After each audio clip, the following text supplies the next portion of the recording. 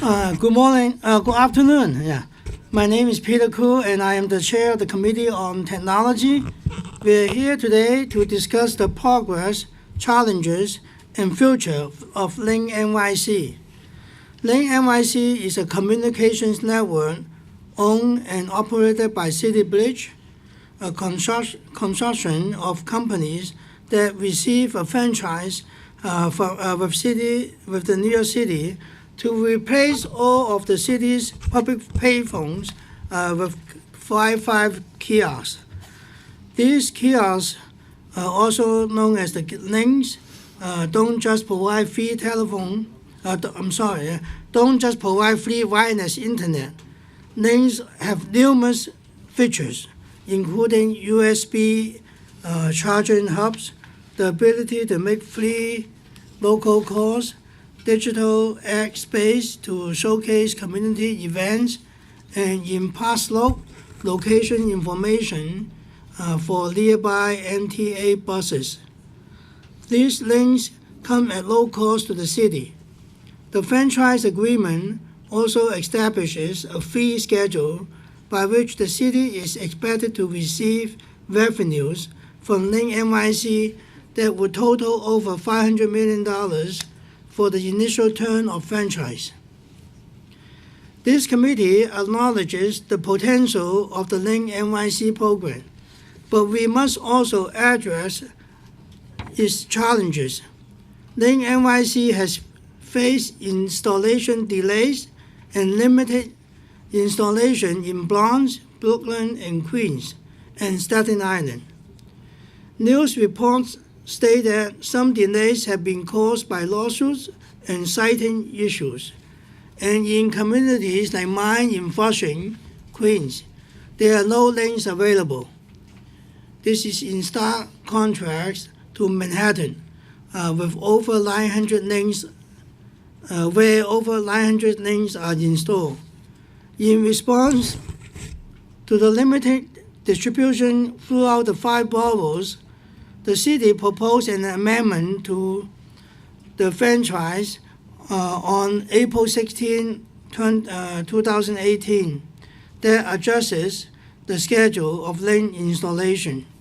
The proposed agreement specifies an annual number of links required in each borough. Further, it will require CityBridge to replace 5,000 public payphones by 2028. This extends the initial term for 2 years and will call for 2,500 fewer links. In addition to installation charges, advocates have been concerned about privacy issues related to the links, including to the collection of data and front-facing video cameras. The New York City Civil Liberties Union called for changes to the LinkNYC privacy policy to address these issues. In response, LinkNYC updated their privacy policy and added limitations on how links use the cameras. We look forward to hearing from the administration and CityBridge on the current state of the LinkNYC program and how the updated franchise agreement can improve the rollout of the program and moving forward. We also look forward to hearing from advocates on their experiences with LinkNYC. With that, I call on the administration to testify. But before that, I want to acknowledge the presence of Council Member Holden on our committee. And I'd like to ask our council to swear the administration in. Yeah. Please raise your right hand. Do you swear or affirm to tell the truth and to answer truthfully to council member questions? I do. Yes. You may proceed. Thank you. Yeah. Good afternoon, Chair Koo and members of the Committee on Technology. My name is Michael Pastor, and I'm the General Counsel to the Department of Information Technology and Telecommunications, known to all as DoITT. Seated with me today is Ann Koenig, Senior Director of Public Communications Structures. We are pleased to update the committee today about LinkNYC, the city's pioneering effort to build a network of free Wi-Fi kiosks across the 5 boroughs at zero cost to taxpayers. As of today, over 3.7 million subscribers have taken advantage of the super-fast Wi-Fi at over 1,500 live kiosks citywide. When fully built out, LinkNYC will be comprised of at least 7,500 kiosks, making it the largest, fastest free municipal Wi-Fi network in the world. The program is already a cornerstone of Mayor de Blasio's goal to provide affordable, reliable, high-speed broadband to New York City's residents and businesses by 2025. Our collaboration with our franchisee, CityBridge, in addition to feedback and support from stakeholders across the city, including the City Council, continue to make this project successful. DoITT oversees LinkNYC, which is made possible through a franchise to replace New York City's outdated payphone infrastructure with gigabit speed Wi-Fi kiosks. Links offer several other free services beyond Wi-Fi, including free nationwide calling, direct access to 911, mobile device charging, and a tablet interface that allows users to connect with 311 social services, transit information, wayfinding, and more. These services are completely free because the advertising on the LinkNYC kiosk sustains and funds the entire project, ensuring that taxpayers aren't paying a dime for any of these benefits. In fact, this program is revenue positive, guaranteeing a minimum of more than $500 million in revenue to the city over the course of the franchise. Currently, LinkNYC is in year 3 of construction. Citywide, there are 1,747 LinkNYC kiosks installed, 1,508 of which are active. We've made it a priority to ensure that the public can track deployment, which is why we made the locations of kiosks, both active and in the pipeline, available via data sets and maps on the city's open data portal. I'm also happy to announce that DoITT and CityBridge, with the support of Council Member Peter Koo and Chair Koo, will be making more information available on NYC Open Data. Very shortly after Commissioner Saini's arrival to DoITT in February, he prioritized this work, conveying how important it is that New Yorkers are able to track in near real time the location and status of every LinkNYC kiosk. We are grateful to Councilmember Kalos for his advocacy in this space, and we look forward to getting this information in the hands of New Yorkers. The Open Data Portal is only one of many outreach tools we have been using to communicate with New Yorkers about the program. Per an agreement with the 5 borough presidents, DoITT and CityBridge have been proactively seeking comments from local stakeholders on proposed new LinkNYC kiosk locations.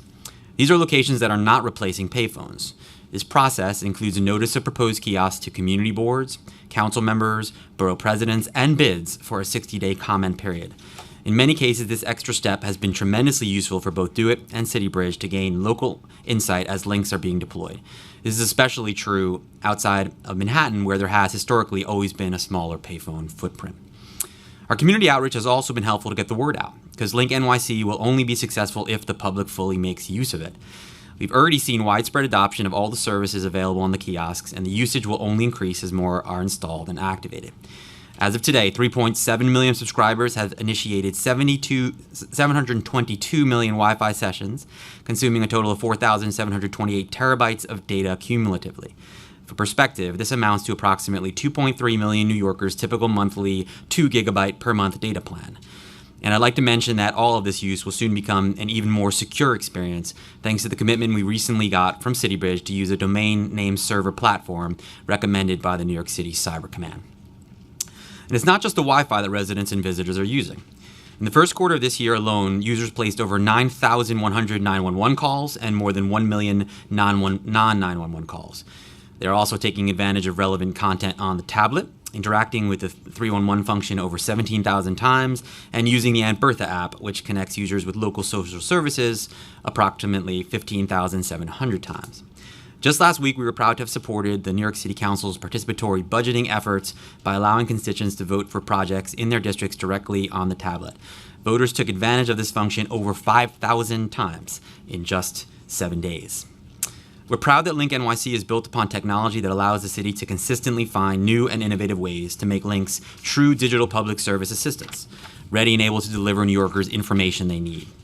Citywide, New Yorkers are seeing citywide effort for weather updates, breaking news alerts, and emergency messaging via links.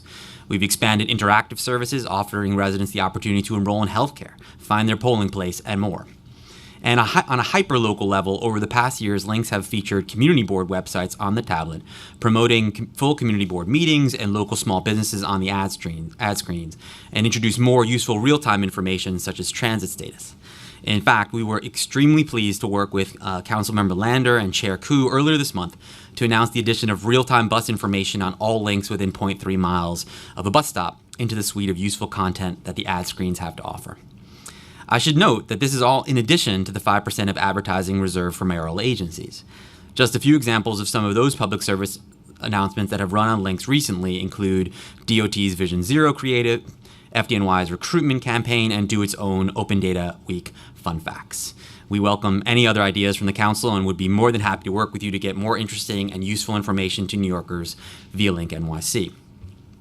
As I've discussed throughout my testimony today, the services LinkNYC offers and the revenue the program generates are extremely important to DoITT and the administration, and to New Yorkers at large. It has become a ubiquitous component of our great city streetscape, and its continued success is our priority. That's why, in partnership with CityBridge, we are proposing amendments to the franchise agreement to the Franchise and Concession Review Committee. As of April 16th, these amendments are public record, and we plan to present the amendments to the FCRC on May 7th. These amendments do not affect the two most important pillars of the program: the number of kiosks built, both citywide and per borough, and the guaranteed revenue it generates for the city, which remains by contract to be in excess of $500 million over the life of the franchise. Under the proposed amendments, kiosk rollout would adjust somewhat, allowing 10 rather than 8 years with amended yearly targets. Additionally, the amendments would allow the franchise more flexibility to site kiosks replacing payphones, which could help the city further its goal of equitable distribution in all 5 boroughs. These adjusted siting requirements would continue to be subject to DoITT's oversight and approval. The amendments will also allow CityBridge to delay some revenue payments above the annual guarantee in the next few years, with repayment to the city above the guarantee plus 10% interest. With these modest concessions in return, DoITT would require CityBridge to provide a more detailed long-term plan for rollout over the course of the entire franchise, as opposed to year-to-year plans currently required. Most importantly, we fought for as much equity as possible within the boroughs, ensuring that each community district will have at least as many links as there were payphones. As franchise administrators, the decision to propose amendments was not taken lightly. The proposal takes into account lessons learned and unforeseen circumstances confronted over the first 2 years of this first of its kind initiative. I anticipate that CityBridge will explain in more detail during their portion of the testimony. Thank you all for giving us the opportunity to testify before the committee today. We look forward to continuing our work with this committee and Chair Koo to bring LinkNYC to even more New Yorkers and visitors. We welcome your feedback, and we are happy to answer your questions. Thank you. We're also joined by Councilmember Landers and Councilmember Yeager. Thank you for coming. Yeah? Glad to be here. So I will ask a few questions. You also have a testimony? No. No. Thank you.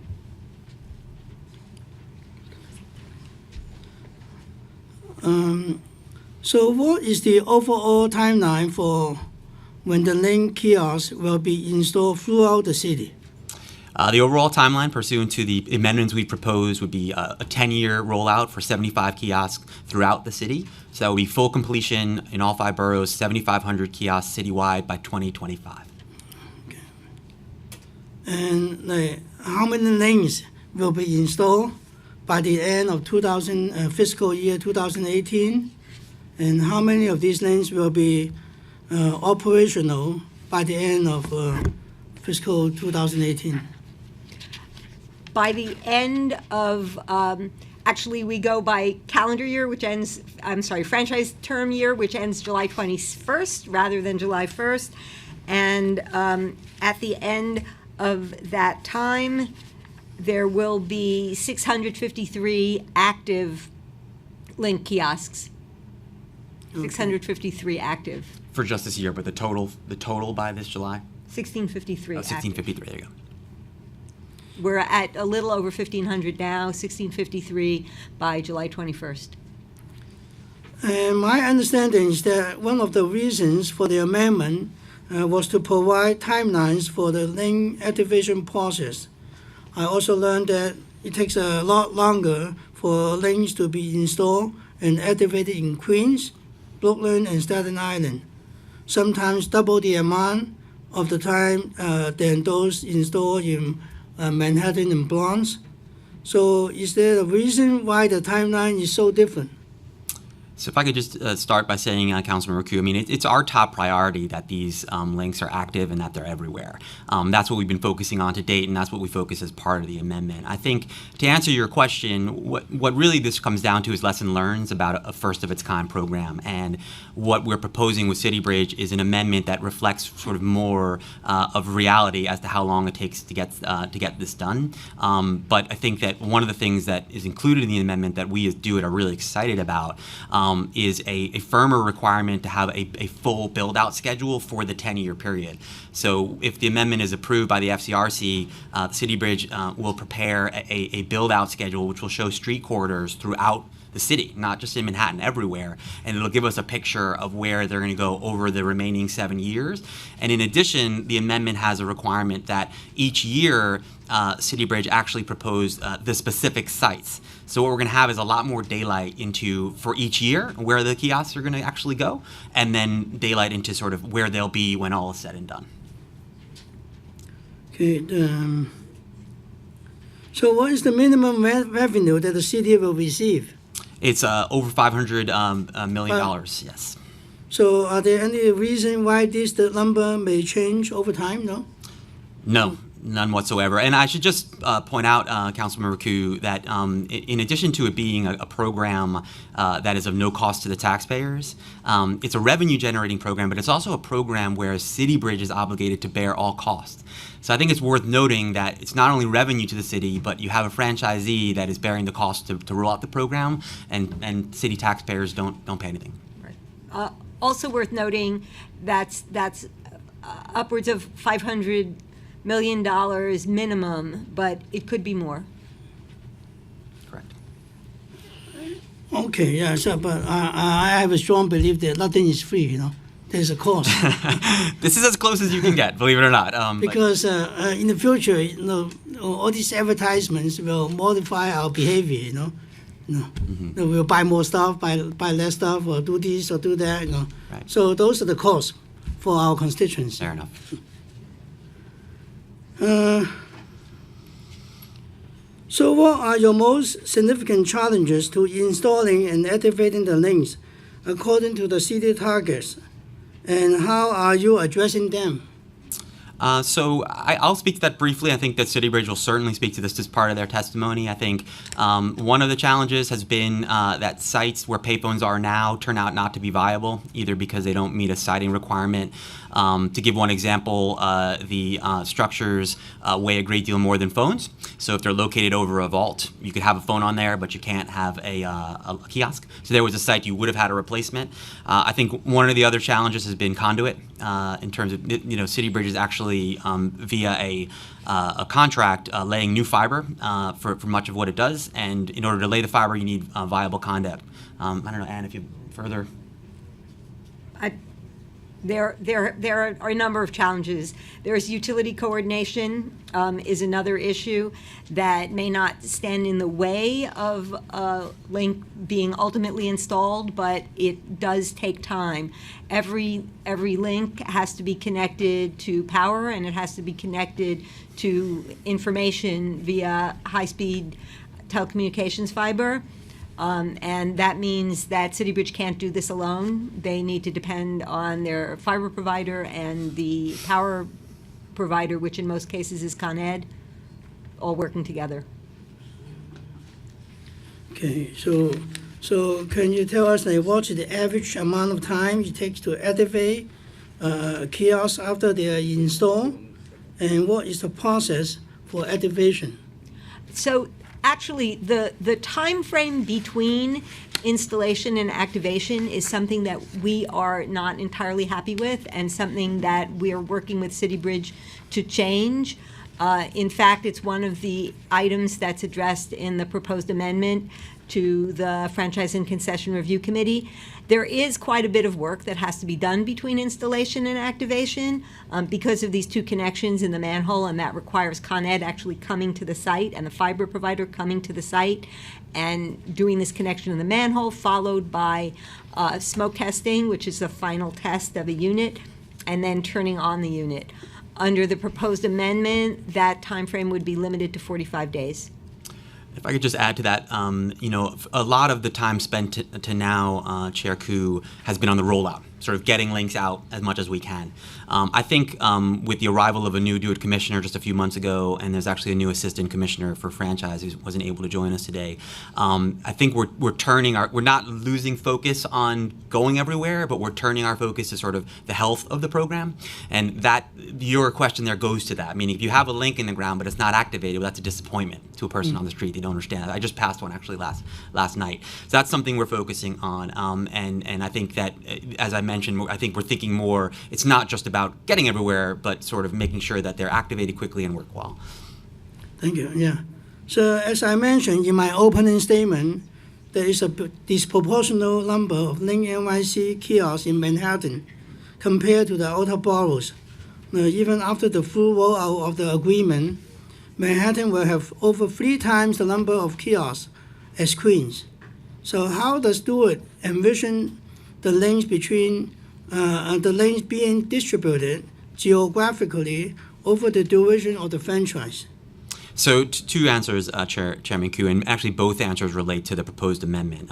Number one, the build-out schedule plan, which we are requiring from CityBridge, is going to give us a real good sense to go to that very point. Number two, we've added a proposed change that will require that the number of structures at the end of the day in every community district be the same or more if you have payphones in a community district now, you'll have the same number of structures or more. So that's kind of like an equity enforcement mechanism that is new, and I think represents our interest in which we share with the council, with these links being ubiquitous and being everywhere. I think with that said, the constraint in part is that the payphone footprint is heavily in Manhattan, and so in part some of the number disparity you're seeing there relates to the fact that it is a payphone replacement program, but we really are focused on equity. Both we have been and as part of this proposal are focused on it as well. So can we have a breakdown of the number of kiosks by borough and by city council districts? The number of kiosks under the proposed amendment will be exactly the same per borough as in the original agreement. As Michael said, in addition to those borough targets, there will now be community district targets. And after the hearing, we can share council district by council district breakdown of what's been installed so far and activated. We have that. So, yeah. How many people?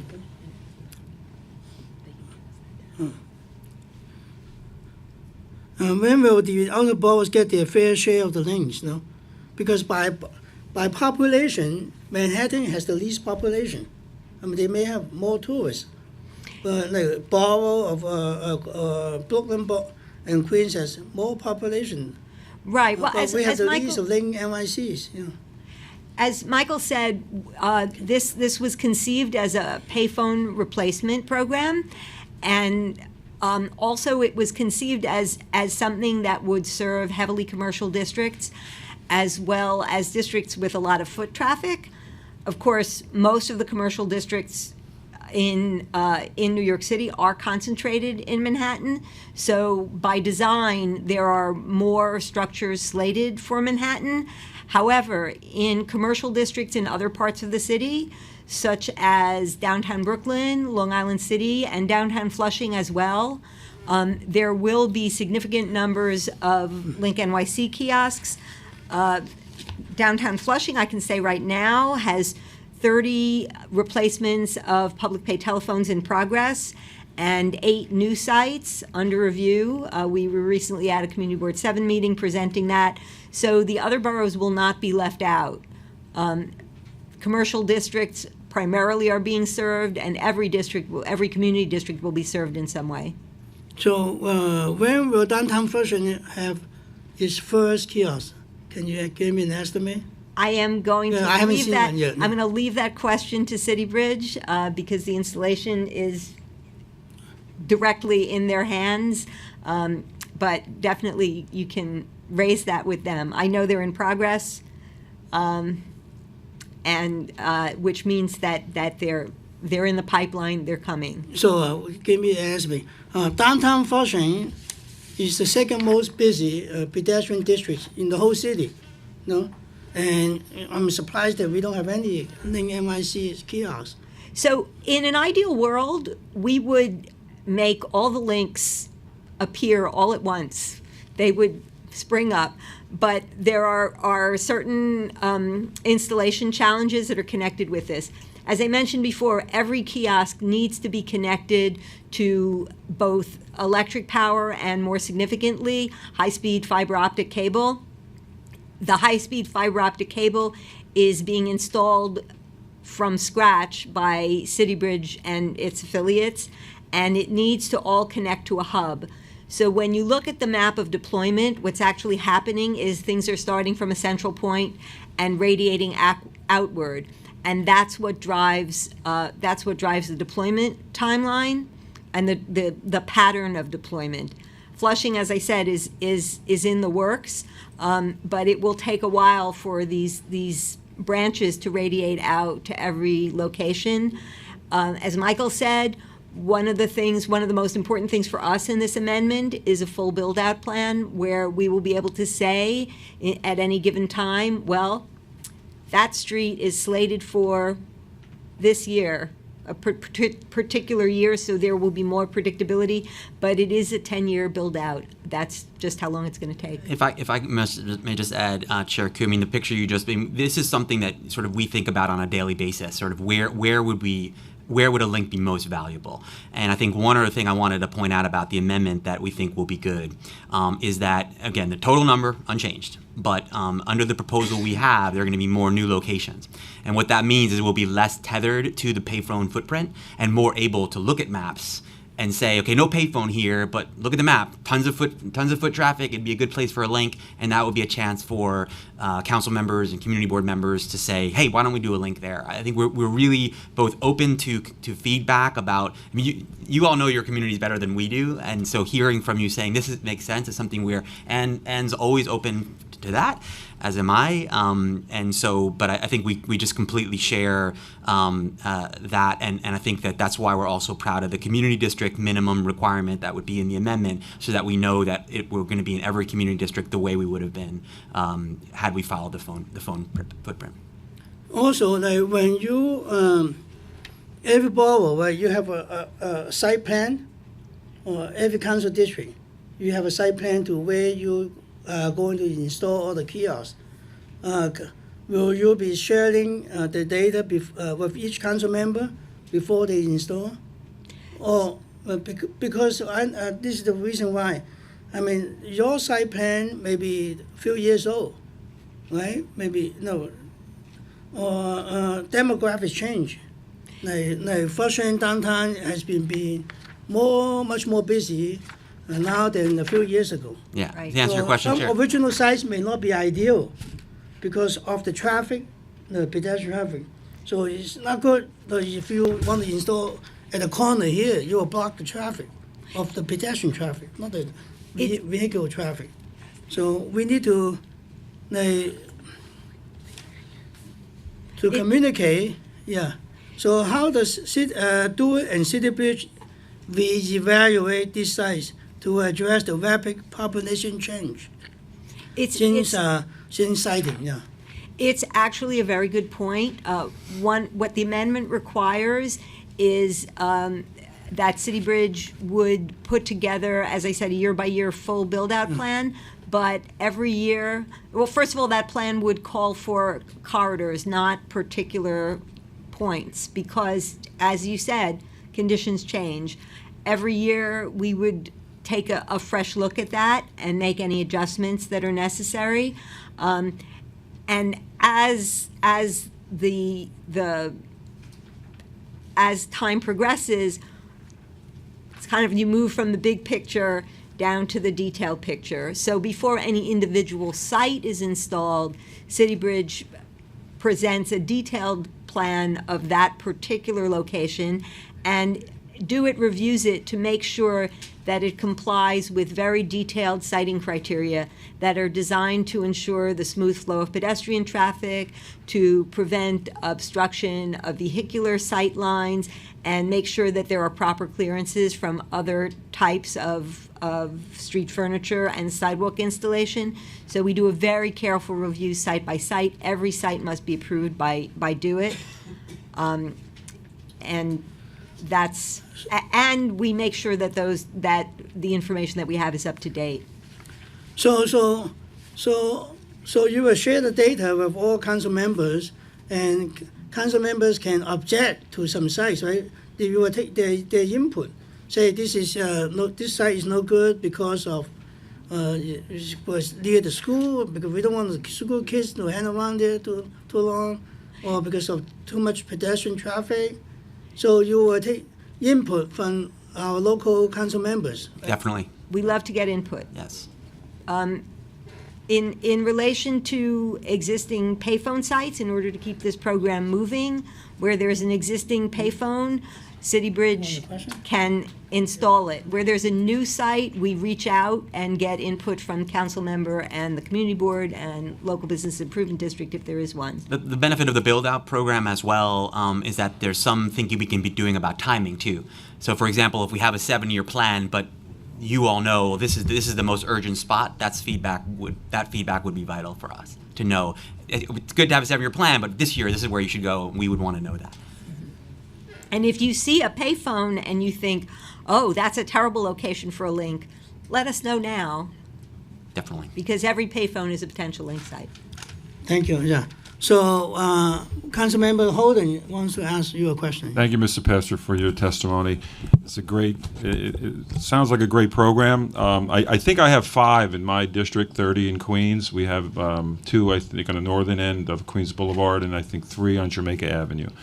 I don't know if they're all working, though, but it's a start, but it's a large district. And I wouldn't have, they're on the southernmost and the northernmost part of my district. I'd rather have also in many of the, and I'm sure that we're going to get them eventually.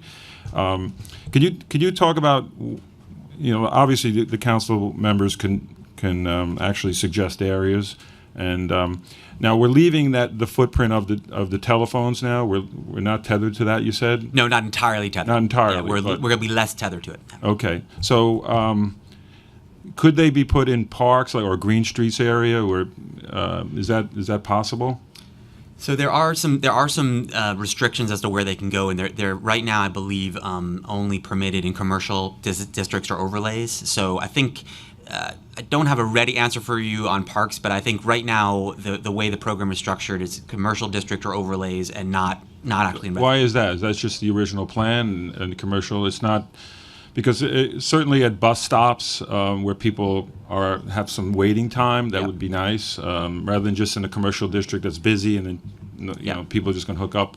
So I would think a waiting area. Yes, so totally share that view, and I veered off into your question about parks, but bringing it back to bus shelters, I think we totally share the belief that bus shelters are a great place to have links nearby. They're waiting, and why use your own cell data if you can use the free Wi-Fi to connect. So. And just to get information on a bus coming or not.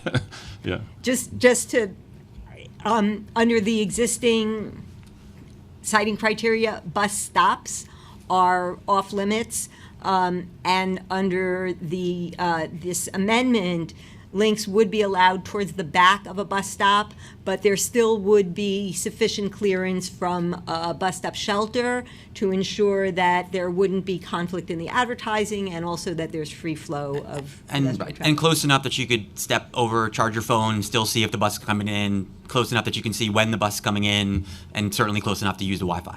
Oh, that's good. Okay. How are you addressing the privacy concerns that some people have in using the system? So we addressed the privacy concerns via an amended privacy policy that we adopted over a year ago. We're extremely proud of this policy. It has the imprimatur of the NYCLU, and we have a rigorous privacy policy in place, and that will be completely unchanged by the amendment that we're taking to the FCRC. Okay, so I'd like to make some suggestions at some point, so if I can call your office, because we do have some areas that we'd like to get on the radar. Yes. And not wait till 2025, you know. We more than welcome that. As I said, you know better than we do. Right, You know, to the corner level, right? We just don't know that. And you would. You'd say, this place happens to be very crowded, this place no one walks by, you know, and yes. And that includes, as Ann pointed out, payphones, you know, because payphones are potential. Because we do have fiber optics in Queens. We are. I think we're catching up to the 21st century in Queens, and we do need services, and we're usually the last ones actually to get anything in the city, and so we feel like stepchildren sometimes in Queens. So Eric's not here. we're working Well, on we priorities. do, and it's proven over and over again. Thanks so much. Yeah, Thank and you. we welcome input on All right, okay, priorities. thank you. As long as they're not standalone, we can't do spot by spot because it has to all connect. Thank you. Yeah. So due to a lot of people want to testify, you know, all questions by our members, maybe limited to 5 minutes the most. Okay. So next is Councilmember Lander. Yeah. Thank you, Mr. Chair. Great to have you here, and I want to thank DoITT and Link for partnership, both on getting the bus countdown information there. It's a great benefit, and I think other people will be excited as it rolls out across the city. And your both Link and DoITT's willingness to work with us on that really reflected a very good spirit of partnership, and I'm really grateful for it. And also in participatory budgeting, it was great to see Commissioner Saini out at the launch, and I voted on a link this year, and found that it was wonderful to see it advertised. So I've become more of an enthusiast of the links over the recent months, which I guess is the idea. I was going to ask about bus stop shelter siting, so I'm glad to hear that the franchise agreement adjustments include changes that will allow siting nearer to bus stops, because I really think that is something that makes a lot of sense. I know you've got obligations under both franchises, but still this makes good sense. So I guess two questions for you, and then hopefully can stick around for the questions for Link. One, in my mind, this is part of our broader effort to achieve broadband for all in New York City. I know City Hall is thinking about that. You guys are thinking about that. I wonder what we're learning from the challenges that have been faced in siting. A lot of us really beat up hard on Fios for their inability to meet the obligations they had under their franchise agreement. Clearly there's some things that are harder than we think. What are we learning from this change that will help us do better at achieving broadband for all? How do the links fit in? And what are we learning about what's underground and what we need to do to drive forward to that, to get closer? Yes, I'm glad you brought it up, Councilmember Lander. I mean, the broadband for all is a top-level priority of the mayor, of DoITT, of the commissioner, and Link is definitely a part of that. It's only one part, but it's definitely a part of that. And I think the idea there is that we want everyone to have equal access to high-speed, affordable broadband.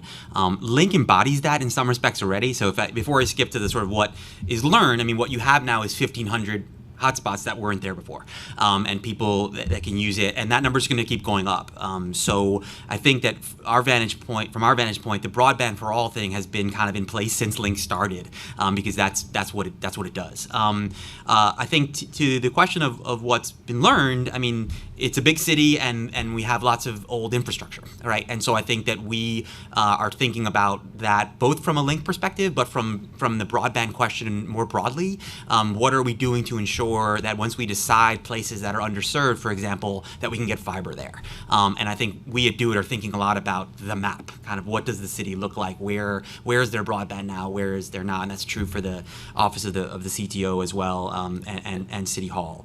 And have we learned something about that, so far, more than we needed the 2 extra years? Have we started to learn where it is we should be focusing, if there are places where public investment is needed and appropriate, in addition to the private investment funded, through the Link agreement? In part, I don't know that the Link program is what's teaching us that. It's just more thinking about it sort of all the time, obsessively. And I do think what the Link program taught us is that when you go out and you want to lay fiber, you may think you have conduit that that works and it doesn't. I think that one of the premises was that a payphone site would be an easy thing, and that turned out to be not always the case. So I think another thing I should say to what we learned, I mean, it's a feedback mechanism, right? So when we're hearing from people like we really want to link, you can maybe presume that means, well, they feel like they have a broadband need, I mean, it's obviously only one thing, but I think hearing from council members, hearing from borough presidents about these are the places that are underserved, and we're also working on the gigabit centers as well, and that's kind of a focus of ours. Is it's not just kiosks, but places where you can go to get that. So I think there are a lot of lessons learned, but I think it's a good question to be thinking about. Yeah. All right, and I might ask Link some of this as well. In this battle around these USIC, the contractor for identifying what's underground and some challenges that they had and how they were treating their workers, I think we've realized there's a lot. We know a lot less about what's underground than we probably should, and obviously that got built out over a long history when there was a lot less open data. But I think that'd be useful to kind of report to us as you can. But my other question for you guys is about how you're thinking about the time that the city has on the kiosks and using those in innovative and creative ways to engage people more. And I'm curious, how you're tracking what works and what doesn't work. Like on the one hand, I love to go to community board meetings, so seeing the community board meetings up is good, but I'm not 100% sure that's what the vast majority of my constituents think is the most civically engaging. Not that so how are you thinking about and tracking and paying attention to what's really innovative use of the time the city has in the public realm like this? What kind of campaigns get people to engage? What kind of engagement is meaningful? And how to track that over time. So if the commissioner was here, he would be sort of bounding out of his seat with excitement to answer this question. So I'll do my best to sort of channel him. But so he has very recently and repeatedly charged the DoITT team to be thinking about just this question. That it's about much more than Wi-Fi. It's about information. And so he's asking us to think. For example, I talked already about the kind of time done. That's the end of my question time, but not necessarily the end of your answer. Yeah, and so basically, I think that we are going to take a deep dive on the question of the use in a very local way. So community board information, that can be very useful, but there are lots of other things that can be useful as well. I mean, the Aunt Bertha app is another example where people are going and they're finding out, where local social services are. So it's something that will be higher on our radar to think about. Are we getting the most from the app from the panel perspective? Thank you. Council Member Yeager? Thank you, Mr. Chairman. I'm gonna come to this from a different point of view. My colleagues have asked what they can do to bring more and faster kiosks into the district. I'm gonna come to this from a different way. If a community wants to opt out or to say that a particular location is not in the community's mind the best use of your great resource of these kiosks, can they do that? And specifically, I know you testified that you do notice community boards and council members, borough presidents, and bids with a 60-day comment period for kiosks that do not replace payphones. But I don't believe you notice the communities if you're replacing a payphone. Is that correct? That's right. So to answer your question, Councilman, the question was, I think, can the community and the council members give feedback to say no? And the answer is yes. And it's there are different means of doing that. We like to think that everyone loves a link no matter what, but it's true. There are different equities in play, and some people don't want the link. So the ways the community could do that, or the council could do that, is twofold. One, if it's a new location, there's this formal process, and so you'd utilize that process you've noticed of a particular location. But with respect to payphones, I think Ann mentioned this already. If a council member were to come and say, this particular payphone, we want to raise an objection, right? I don't think we need a formal process to hear that objection and to think about it and to consider it. And I think we would. I know we would, not I think, we would. So yes, if a community knows right now there's a payphone on the corner of this street in our district and they come to you and they say, now of course it's always interesting with this because what's the community? Some might love it and some might hate it, and you sort of weigh that through. But there's definitely an opportunity for you all to come to us and say, we don't want one. I should just going back to the change I described to the amendment. So there were going to be 6,200 plus replacements of phones. That was kind of a part of the agreement, and that number is going down. So there's actually an increased opportunity now for the formal comment period as part of the new sites. Okay. When I was on a community board before I came to the council earlier this year, we actually voted formally to ask DoITT not to do a kiosk in a particular location. And I believe that was not a payphone, that was a standalone kiosk that was being contemplated. So we did do that. So there is a question of whether, how does the community opine? Well, the community opines through its community board, which are duly appointed members, through its elected officials, council members, other legislators. The borough president obviously can opine, but you haven't indicated that it's in any way binding, that if you get a letter from a community board saying, don't do this here, DoITT will say, sure enough, we won't do it here. Right, that is true, but I just have to stress that we are really open and would take very seriously if a council member or community board member came to us and said that this site is bad, we would listen to that closely. Okay, and with respect to the replacement kiosks, the kiosks that are to replace existing phones, so you indicated that if the community or an elected official were to request DoITT not to do it at a particular payphone, it would be something that you would take very seriously.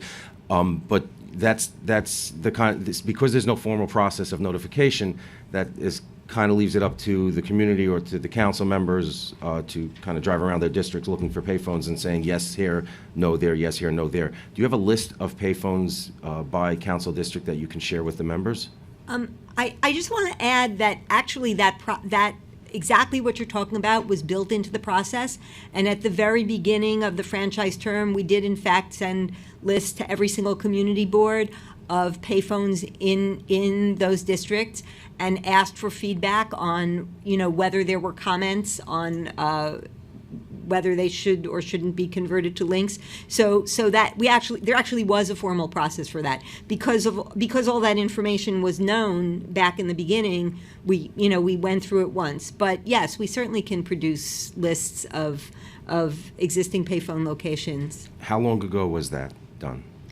When you say at the beginning of the process, we're talking yes, about 2 or 3 years now. I believe it was in early 2016. Okay. So a couple of years ago. Okay. So before links started going in the ground. Okay. So if at this point, to the extent that it hasn't been done in particular places, and as Councilman Holden indicated, some of the outer boroughs we wait last for everything anyway. So.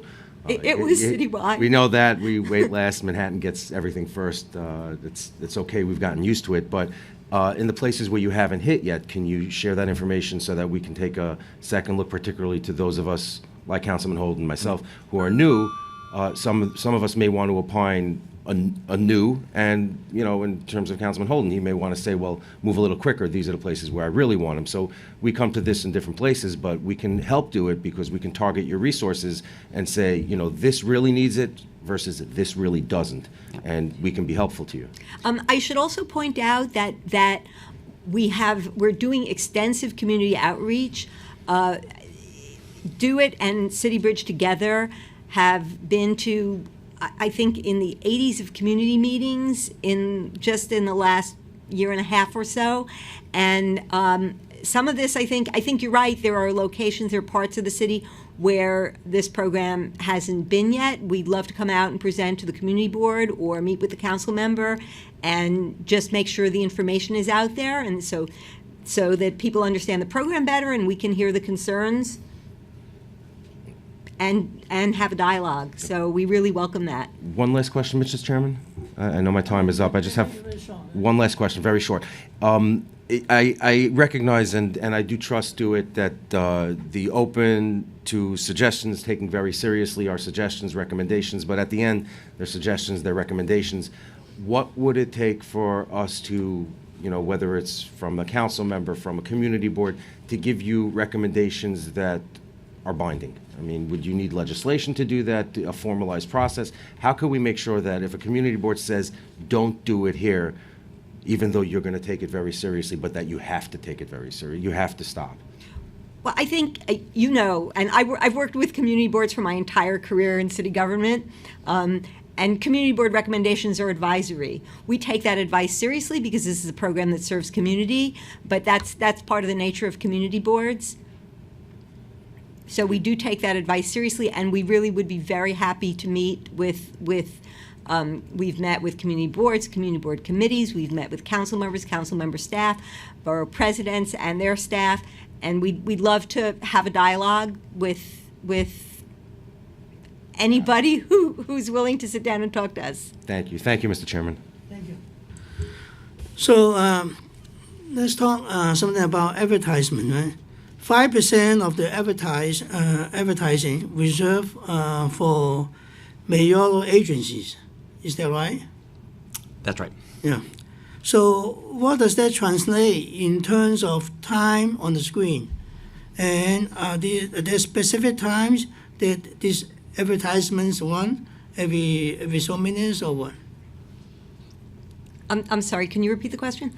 Yeah, I said, since 5% of the advertising revenue reserved for mayor's agencies. So can you tell us something about how often these advertisements run on the big screen? No. Okay. So the advertising that's reserved for city use is managed by NYC and Company, and it goes into the general rotation. CityBridge can explain to you better how that works. When we say 5%, what that means is 5% of the time on all the links. Time. Yeah, all the links citywide. So NYC and Company can actually work with the agency who's requesting it and pick particular neighborhoods or particular links. Some things are of citywide interest, some things are of more local interest. So one of actually the really great things about this program and the advertising is that it can be targeted easily and can change on a dime, unlike old-fashioned posters where somebody would have to go out and actually physically remove the thing and put it back in. This can be programmed from a central location. So that 5% of the time and how that translates to an individual message, it really depends on what the arrangement is with NYC & Co., between NYC & Co. and CityBridge, and where they want it targeted. So does it mean 5% of the 24 hours every day that will be reserved for mayor's, the agency's message? If you added together all the 24 hours on both sides of every Link kiosk and took 25% of that total, 5% of that total time, then yes, in 5% of that total time. Now, it might be concentrated in one location 1 month or in a different location the next month or week, because this is, it's constantly So it's dynamic. 5% of the total time, 5% of the total not on the time on individual everything. kiosks. No, so it's not exactly 5% of the kiosks, and it's not 5% of the time on one kiosk. It's 5% of all the time available on all the kiosks put together. A lot of the public service kinds of things you see out there, for instance, participatory voting and bus time, those are actually not part of those 5%. Those are CityBridge voluntarily posting those messages because then they can talk to this more. They want people looking at the links. They want to have useful messaging out there that is not only a public service, but it also is good for their advertising, because you don't tune out. You're looking there for something interesting. So, participatory budgeting, bus time, weather, news updates, those are not part of the 5%. All right, yeah. So can you tell us what type of data is collected from the Link kiosk? and only what type is on a tablet, you know? And what about the sound and the visual data? So who has access to all this data collected by the kiosk? Okay, so I'll try to break that down a little bit, Chair Koo. I mean, all of this is expressly laid out in the privacy policy, which is available on the LinkNYC website. It spells out the very limited amount of personal information that is required. Certain technical information from devices is collected and kept for a certain period before it is left. With respect to cameras, the privacy policy is clear that the use of that is only for security, the security of the kiosks. It is kept for 7 days, and then all of it is destroyed. The environmental sensor data as well is none of it is personalized collection whatsoever. Don't even really think any of the environmental sensor data is on at the moment. Did I miss any of your litany? I think technical, personal. So do other agencies have access to the data, or can they collect the data on their own data from the kiosks? No. No. So who is collecting the data? All the data is that is required to be collected pursuant to the very strict privacy policy is the franchisee and the franchisee's partner intersection. So we want to avoid something like the Facebook scandal, you know. Yes. So do we in the future we have something similar will happen? Yes. Well, I completely agree, and I think that's why we beefed up the privacy policy so much for that very reason. The privacy policy speaks to the limits on collection, speaks to the limits on sharing, and so I think that we're proud of the privacy policy because it's so stringent. So what about are these cameras and other equipment inside the kiosk? Are they used for public good, like monitoring pedestrian traffic or other city planning purpose, like counting how many pedestrians pass at each point? Are we using those for public good? Not at this point. At this point right now, the cameras, there are 2 cameras on either side of the structure, and they are used solely for the purposes of security of the kiosks as well. At the moment, they're not used for other things. There is no collection of foot traffic via what is seen on those cameras or anything like that. It's very limited purpose right now. So it's nothing used for the agency to monitor? At the moment, it's... So for public safety, let's say, no.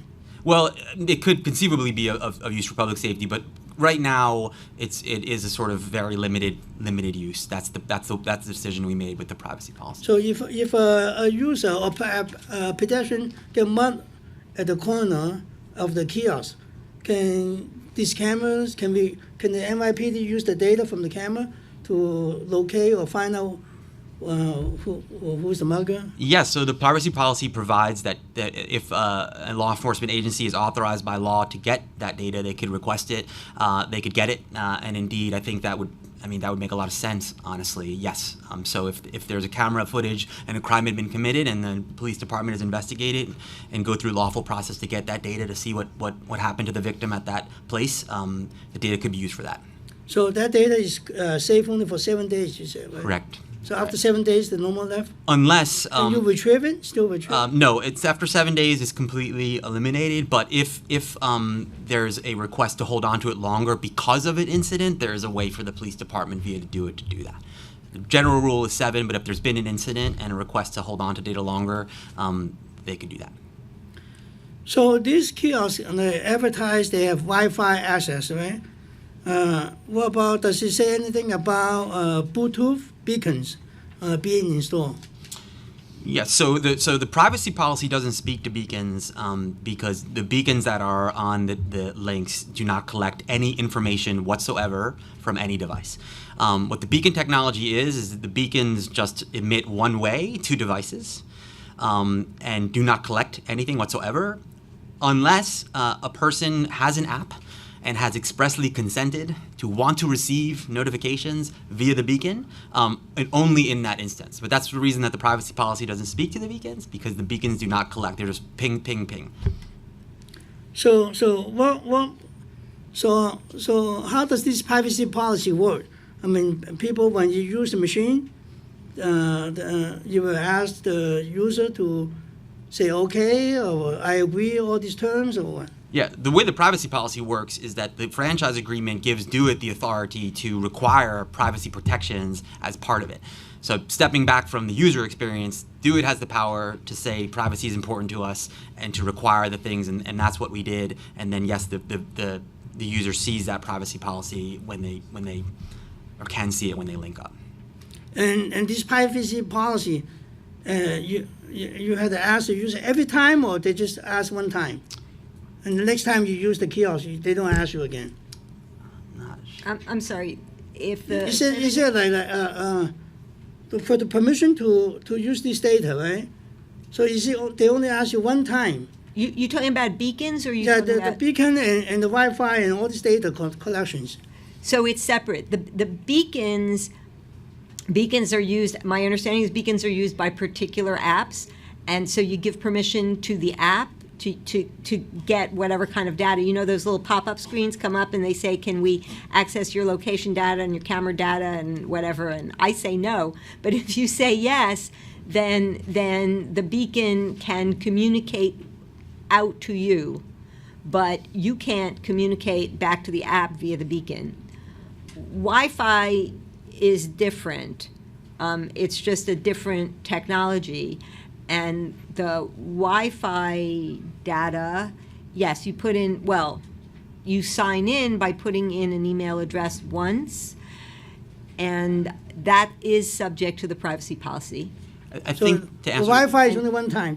You type in your email, and you say okay, then every time you don't have to repeat the process. You don't have to keep signing in again. You sign in one time, and you're a subscriber. And every time you're within range of a link and the Wi-Fi, you're automatically connected. All of that, because it's automatic. Well, not because, but it's automatic, and all of that is covered by the privacy policy. The beacons, as Michael said, are not part of the privacy policy because the beacons don't collect anything. Nothing goes from For you to- beacons, say my phone, I have Bluetooth, right? If I walk past a link, a kiosk, the advertisement will come up here? No. No, only if you've downloaded a particular app that as part of that app you have consented to beacon information hitting you. But just your phone, if you've not done that and you just have your phone on Bluetooth, then the beacons will just ping off your phone and there'd be no. Yeah, suppose my Bluetooth is on all the time. Right, but there's no Bluetooth connectivity between a phone and a link. It's only if you've expressly consented to have the beacon transmittal hit your phone. But yeah, if you have Bluetooth on right now, but you have not consented to have beacon data transmitted to you, then it wouldn't. I should also add that CityBridge's representatives who are here are really experts in the technology and what does what. And so you can pick this up again with them. But as far as the privacy policy goes, it applies to the Wi-Fi, but it does not apply, and the cameras, but it does not apply to the beacons because the beacons aren't collecting anything. Okay.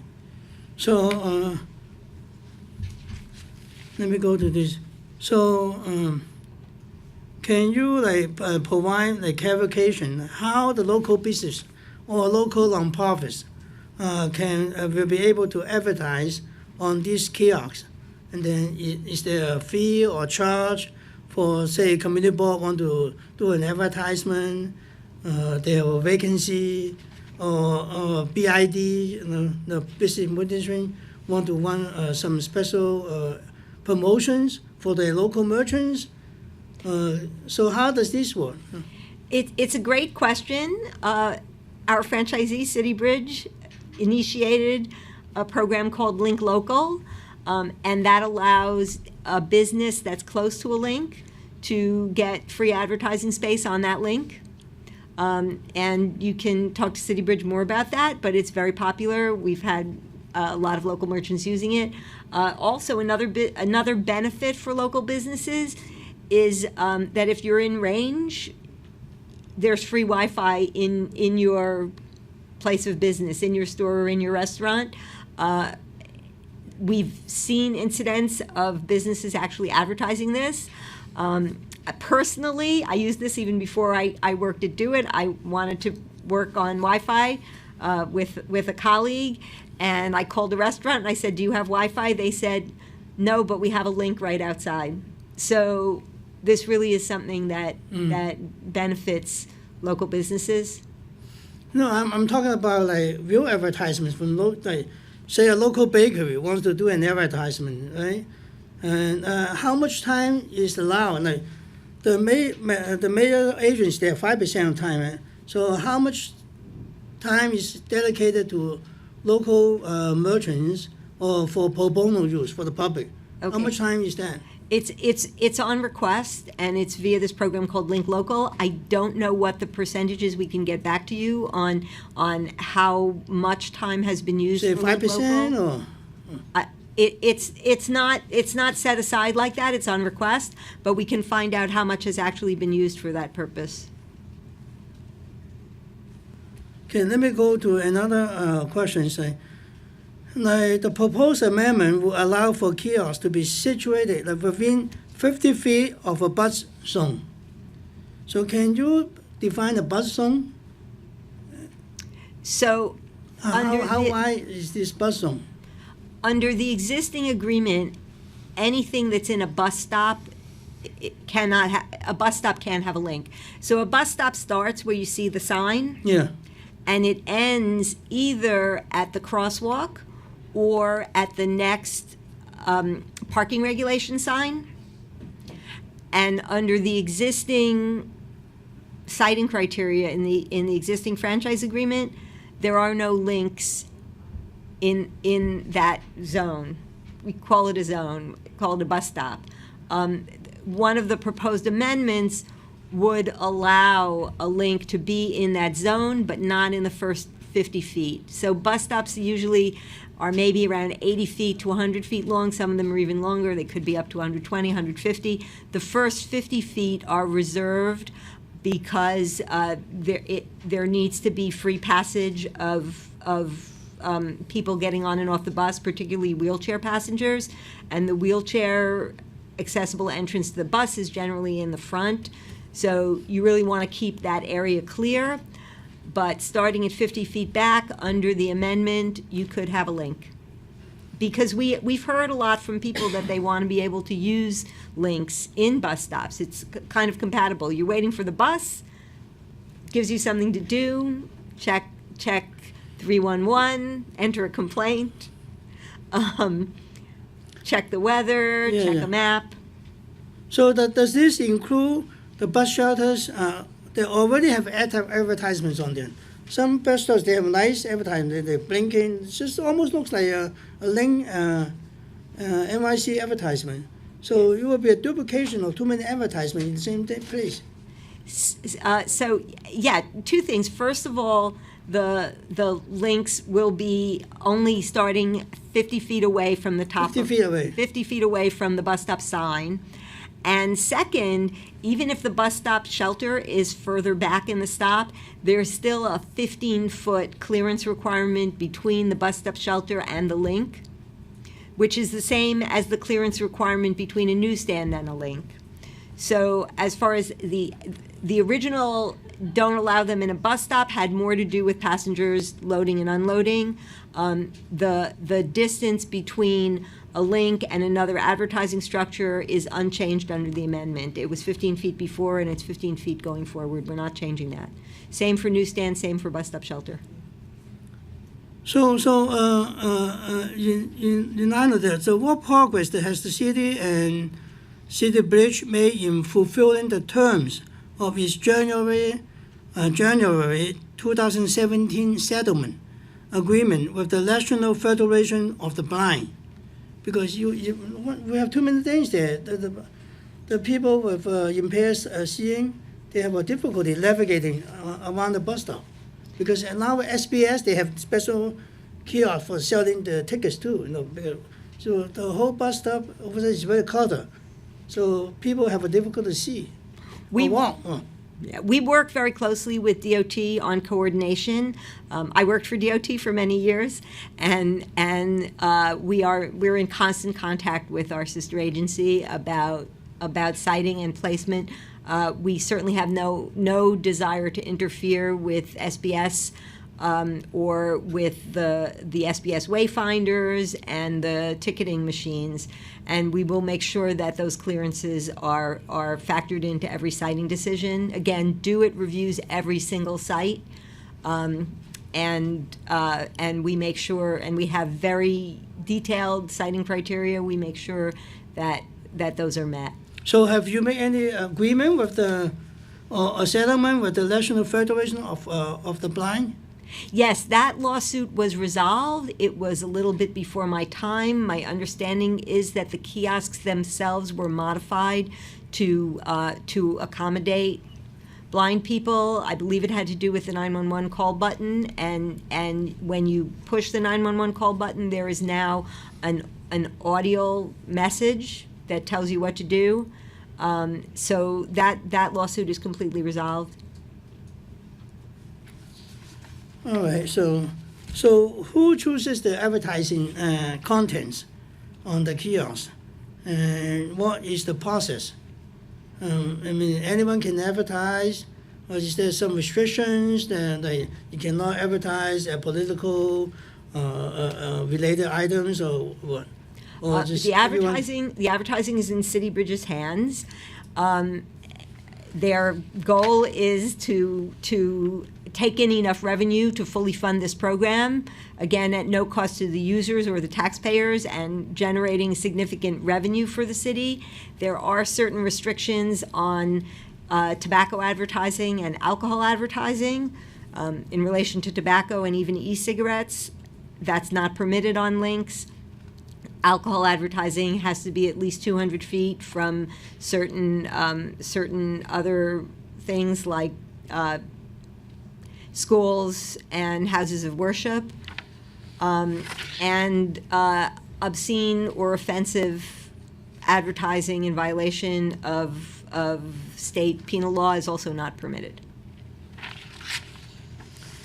Okay, so another question I have is like, are the kiosks all ready? They are all capable to take bus information in the machines? Because this is a very good feature. It's coming very soon. It started Only in Pasco that they have it now.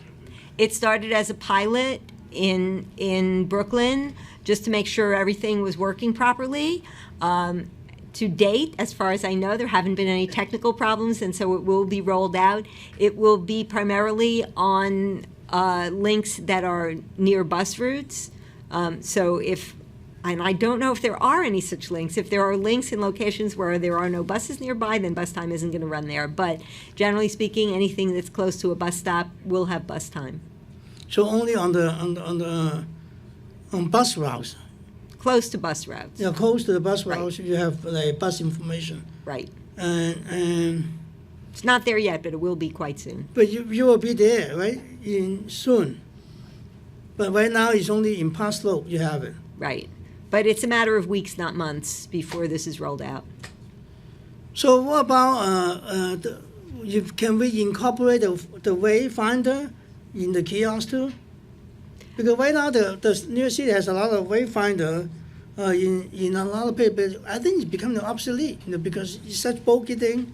It's just a map, but it's very bulky. And It's if an you can do it interesting- in the kiosk. It's much better. You save public space. It's an interesting idea, something you might want to bring up with DOT.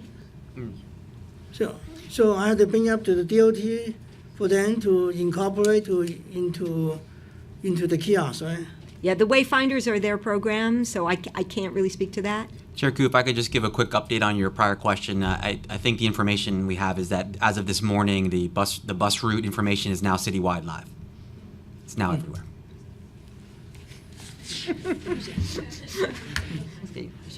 I'm happy because I use it all the time. So, so we're going to wrap up so my last question will be like, in 2016, Telecommunications sued the city over its franchise with CityBridge arguing that awarding LinkNYC with the sole contract to replace the public payphones violated federal law. So what is the status of this lawsuit? That case was settled prior to my time and prior to Ann's time as well, but that was resolved. It's already settled? Sorry. Yes. Yeah, it's resolved. CityBridge now owns all the public pay telephones. Thank you. Thank you for spending time with us. Thank you. Thank you. Thank you to your colleagues. Yeah. We have Julian Baker. No, Julian Baha. Julian Baha from LinkNYC, and Jan Hensley from LinkNYC, and Ruth Fasto from LinkNYC. Sorry about that. No, it's all good. So you may start after identifying yourselves. Yeah. Great, thank you. I'm Jennifer Hensley, the president of Link for Intersection, the managing member of CityBridge, the company responsible for delivering the LinkNYC program under a franchise agreement with DoITT. And I'm delighted for the opportunity to update you on the progress of our program. When I appeared before this council approximately 18 months ago, Link was still something of a newcomer on the city's streets. In my previous testimony, I explained how we were replacing the city's obsolete payphones with beautiful state-of-the-art kiosks that would provide free phone calls and the fastest public Wi-Fi available, as well as other valuable public amenities, all at no cost to taxpayers. I described some of the challenges that we've faced while implementing this first-of-its-kind program in New York City's notoriously complicated roadbeds and sidewalks. Notwithstanding those challenges, at that time we had 500 kiosks installed with 800,000 unique users signed up for Wi-Fi, 40,000 phone calls per week, and a demonstrated annual positive economic impact of $72 million. Today, a short year and a half later, we have over 1,500 kiosks activated across the 5 boroughs, with more than 3.7 million unique users signed up for Wi-Fi. We are now providing over 250,000 free phone calls per month, and in 2017, we made $26 million in payments to the City of New York and saw an annual economic output from our program of $161 million. LinkNYC has become a beloved part of the New York City streetscape, providing fast, reliable, free Wi-Fi to millions of New Yorkers and visitors. We regularly meet with community boards, civic groups, bids, and the like to ensure that our services are understood and accessed by New Yorkers and visitors alike. Our tablets have become bona fide community resource centers, providing one-touch access to important services and information such as local community board's website, MTA information, and 311. The city's 311 app alone sees over 1,300 opens per week, and we recently started offering community boards the opportunity to advertise their full board meetings for free on our 55-inch screens in each district. We've done this for 87 community board meetings and counting. Since we were last here, we've partnered with a group called Aunt Bertha to add a tablet app that makes it easier for New Yorkers to connect to social service organizations, whether they are in need of assistance or seeking a place to donate or volunteer. Since we started this partnership over a year ago, 115,000 users have taken over 300,000 actions to search and reach out for much-needed resources. As part of our advertising program, we created Link Local, a unique offering that allows small businesses to advertise on our kiosks at no cost, and have worked with over 200 small businesses in all 5 boroughs on the program thus far. We've created window stickers for businesses whose customers can easily access the Wi-Fi from adjacent kiosks, and partnered with community organizations to provide free training on how to use Link. We've also had some fun facilitating over 12,000 free phone calls to Santa around Christmas time and inviting New Yorkers to share their marriage proposals on Link at Valentine's Day. We saw 5 successful proposals this year and no unsuccessful ones. We haven't stopped either. Just last week we came together with you and with Councilman Lander and the rest of the City Council to offer voting for participatory budgeting on our Link tablets in an effort to truly bring democracy to the streets of New York. The participatory budgeting app was opened over 5,000 times that week. And we've also started displaying real-time emergency messages with the Office of Emergency Management, alerting New Yorkers to severe weather alerts and school closings. With you, we launched subway transit updates, which have been greatly appreciated by everyone, who are now informed about the train delays before going down into the subway system. Our real-time bus updates went live across the 5 boroughs this morning, as you just heard, and now New Yorkers waiting for a bus can save money, enjoy super-fast Wi-Fi for free, and know how long they have to wait for their next bus to arrive. All of these initiatives have come from valuable feedback from our users and stakeholders who have taken to social media and the press to commend LinkNYC for our responsiveness and partnership. In fact, we have dedicated staff that cultivates these partnerships and responds with editorial content and user experience improvements that help solidify our connections to the diverse communities we serve. In a recent third-party survey, 93% of New Yorkers said they believe that LinkNYC is a positive initiative for New York City, an astounding and impressive rating nearly 3 years into our program, and consistent with our findings from each of the surveys we conducted regularly since we launched our service. We look forward to continuing our partnership with the city to expand Link's reach and impact in all 5 boroughs. There's more work to be done for sure, and there are still challenges facing our great program, including some of the same implementation challenges we discussed at length before this committee in 2016. The city's sidewalks are crowded and competition for space is fierce, as you pointed out. A large percentage of the old payphone sites have failed the Link siting criteria, forcing us to search for new sites and engineer new connections, adding time and cost to our deployment plans. In addition, much of the city's underground infrastructure suffers from deferred maintenance, and coordinating with the major utilities and public agencies requires time and substantial investment. We have been working with DoITT to propose limited franchise contract amendments to address some of the specific siting and commercial issues that we've encountered and ensure the continued success of LinkNYC. We'll be appearing before the Franchise Concession Review Committee next month seeking approval of those adjustments to siting and infrastructure support, leaving the key elements of the Link program intact, the total number of 7,500 units to be deployed and the minimum revenue guaranteed to the city under the contract will stay exactly the same. The requirement for distribution of kiosks throughout the boroughs will be strengthened, with additional requirements to deliver links equitably among community districts throughout the city. We're also excited that the amendment will give us the confidence in our route planning to be able to create a full build plan in addition to the yearly rollout plans we provide. This will help the city and our users better know when to expect links and where. CityBridge is also making significant investments in ensuring our system remains state-of-the-art. We are constantly working on improvements to the security and reliability of the connection to the Link network, and are working closely in close partnership with DoITT and the New York City Cyber Command, and we're excited to implement Cyber Command-approved DNS protection for Link users on our network. We expect to announce more details on these service upgrades in the coming weeks, and will continue to ensure that Link remains state-of-the-art and our users have access to the very best technology. We are very proud of the tremendous success of our project and the significant positive impact we're having on our city. Transformational new technology is definitely not easy, but we continue to make significant investments in the program and work closely with DoITT, community boards, the council, our users, and other stakeholders to ensure that Link remains a valuable and beloved public service. I welcome any questions. Thank you. Yeah.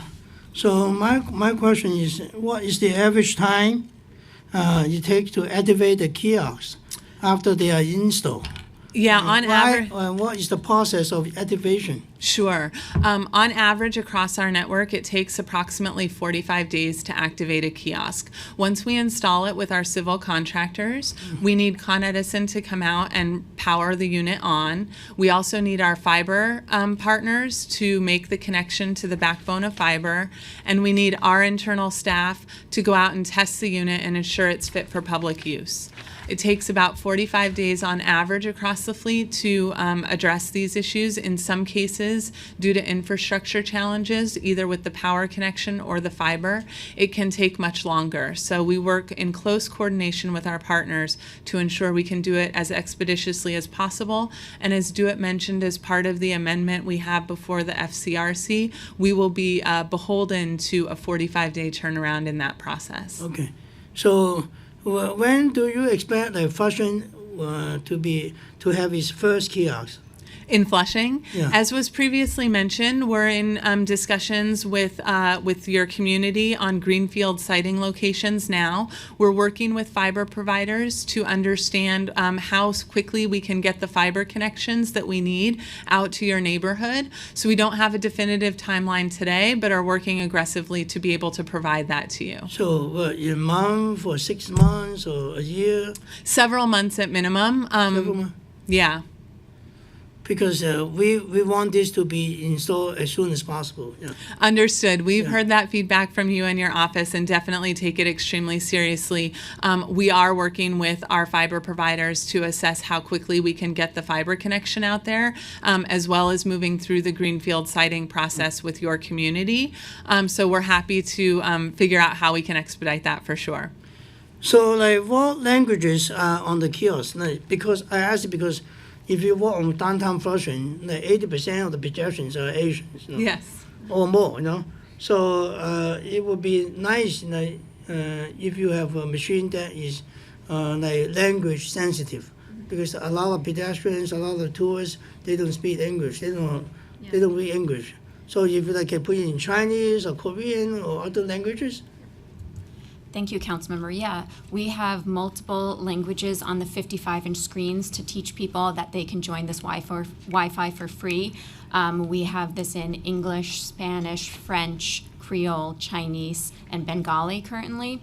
As we roll out to other neighborhoods that have high density of certain populations, we're happy to expand on that. We work with the Mayor's Office of Immigrant Affairs to create that. And then on the actual tablet, we try to use minimal languages and a lot of icons to explain what you can do at each tile. So it'll say phone calls with an image of a phone so that you know that that does phone calling. When you open the maps, Google Maps offers dozens of languages that all are available on the tablet. So does Aunt Bertha. And 311 offers dozens of languages as well. So we have a multi-language kiosk for sure. Yeah, because this is important because a lot of council districts are, they mostly certain type of population living, right? Like in Queens, in Flushing, we have Asian Americans. In Brooklyn, we have a certain area, a lot of Russians, right? So in Sunset Park or Chinese or Korean. So everywhere the population is different. The demographic is different. So it will be nice if you adjust the language. Say, hey, this area is 90%, 80% Asian. Yeah. If you put like French there, there's not that much use. We do that. We work with data that's available online, from the census data to other data that the city has, as well as working with the Office of Immigrant Affairs to confirm that we're playing the language that might be needed most in certain areas at a higher percentage. And then this message has to be very clear on the first page. I don't want it only at the corner. Touch these to have Chinese, because most people, they don't. It should be on the main screen, and people can see right away. If you don't speak use English, just touch this for Chinese, touch this for Korean. Absolutely. No, that's great feedback. Yeah. So one of the ideas we talked about was using the kiosk as to do participating budgeting. So what is done with the data that is collected, and how is this shared? You share with who? Sure. So we worked with DoITT and the City Council, as well as the company that was building the participatory budgeting website, to get this on our links. We had voting on the links for all the whole week of participatory budgeting, and 5,000 people have chose to open that tile on the link kiosks. all of the data collection happens from the participatory budgeting website. So we didn't collect any data. We were just providing a portal for people to have another way to vote. So do you have a feature that prevents people from voting multiple times? Because Participatory sometimes they budgeting, care yeah. about such a project. They send people yeah. to that. No.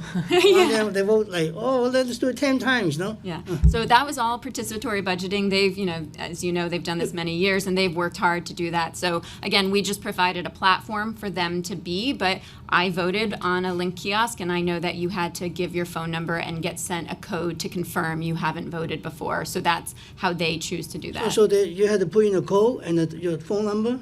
Yep, and that would be the same on a website or on our kiosk. It was all So part of that process. what happens if they put in a fake number, telephone number? So this is all actually the participatory budgeting's technology. So it was available on the Link tablets, but it was managed by the participatory budgeting website and vendor. So they will take care of the duplication. Exactly. Yeah. So what wait a second. What equipment is installed in the LinkNYC kiosk? So other than we know the cameras, the Bluetooth beacons, and your microphone in there, right? Well, there's a speaker and a microphone that operates the phone calling feature on the tablet. The tablet is an Android tablet, similar to what's publicly available to any consumer. We have 4 computers that are running. There's 2 ad screen computers, as well as a tablet computer and a maintenance computer. And in 40 units, we have environmental sensors collecting air quality information in a partnership with Argonne National Labs. So is there any difference between the kiosks in different areas? They all have the same equipment? Correct. So I would suggest that it's like you said before, you can use it to collect environmental data, right? The air quality. What about for like public safety? Like since you have the camera up there already, you might as well do a 24-hour recording of the whole street. Something happened, NYPD can come to you and say, no, there's Sure. a crime at this area. Has that happened? NYPD come to you for data, for Yeah. legal data, to look for the perpetrators. Sure. We are, we receive subpoenas or other law enforcement requests. If they're deemed to be valid and we have available information, we're able to respond and make that available. We publish a transparency report every year. I believe we had 8 inquiries for our information and provided it twice. So is there an incident like this? NYPD actually use the data and solve a crime or something like that?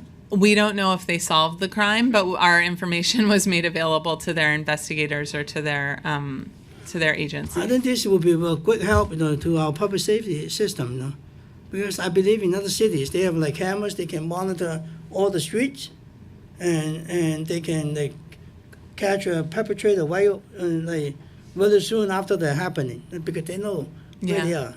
So since you have cameras everywhere, soon, right? There are cameras in every single link. Only a handful of them are currently activated, again, because they're used for monitoring of the link itself, for vandalism. Are they on the top of the kiosk? Above the 55-inch display, yeah. So you also take a picture of the users too? No. No? We don't take any pictures. We don't monitor the camera footage. It's stored for 7 days in the event that there's an incident with one of our kiosks or that we get a request from law enforcement for it. We're able to retrieve that information. So can you provide clarifications on how local businesses can advertise on these kiosks? Is there a fee? And who qualify for this low charge advertising? Sure. So there is no fee. The program is called Link Local. It is very easy. We have a simple Google form that any small business can fill out, and then we will create creative using our marketing team, send it to them for review. If they like it, then we will get it up on the 2 links, 4 screens closest to their business, and it will play for 1 month, and then if they want another one, they can do another one. And it's all for free. So it's play on the 2 screens, the big screens, Yeah. Yep, on 2 different links, 4 screens. and also on the tablet too? No? The tablet is different. Yeah, the tablet just has social services and other things, but.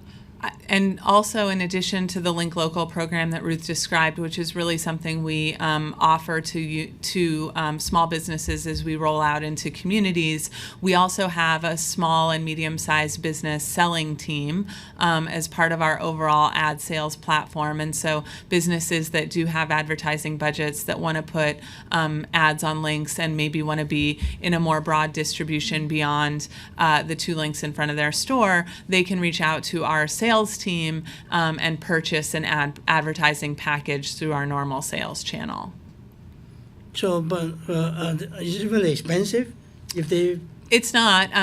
We sell all kinds of packages for all kinds of businesses, and because it's digital advertising, because we're able to target individual screens or locations that are most valuable to that business, we're able to put together packages that are actually very reasonably priced.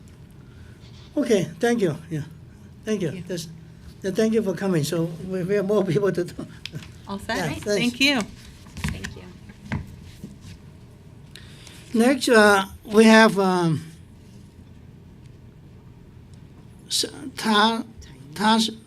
Tari Sanderson, yeah, Sanderson from NYC, and Angela Pinsky from ABNY, and Noel Hidalgo from Beta NYC. Thank you for coming. Please identify yourself and you can begin. Yeah. Thank you very much. My name is Talene Sanasarian. I'm the Policy Director for Tech NYC. Tech NYC is honored to have this opportunity to support the LinkNYC program. We are a nonprofit trade group with the mission of supporting the technology industry in New York through increased engagement between our more than 600 members, New York government, and the community at large. Our ultimate goal in engaging in this dialogue is to demonstrate that New York is the best place for technology companies to grow and develop. We believe that New York's unique business ecosystem, as a global center for so many industries such as finance, media, fashion, art, and real estate, will serve to strengthen the technology businesses that call New York home. And that, in turn, technology, will further strengthen those incumbent industries. With that in mind, we are proud to support LinkNYC, a first-of-its-kind program that gives New Yorkers access to ultra-fast public Wi-Fi while also connecting users to a host of other services, including calling anywhere in the U.S., accessing maps and city services, or charging their cell phones. From the perspective of our organization, addressing the digital divide is of paramount importance. As a greater part of our lives revolve around internet access, the value of available Wi-Fi grows. This is especially true for children, as more tools for learning and growth are found through digital means.